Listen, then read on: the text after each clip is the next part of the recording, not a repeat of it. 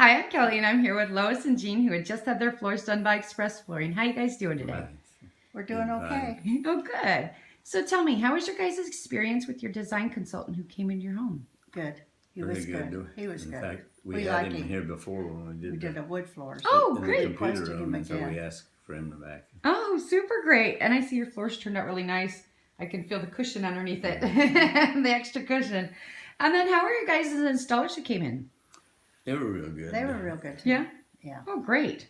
They Great. were busy people and they Yeah. had Yeah, man. they just They had a started. lot to do in here Yeah. with this house. Well, that builder turned out really nice. And then how was your guys' overall experience with Express Flooring?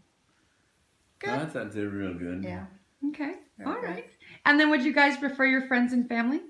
Yeah, we already referred one man down Oh. the street. Oh, great. And saw the vehicle out in front. He came and saw And us and he asked Oh, if, nice. if we would recommend you, and Yeah. I said yes, we would. And says he's got a rental home Mhm. over here that he wants to get done. Oh, great. so he may be calling you. Yeah. Well, that's super nice.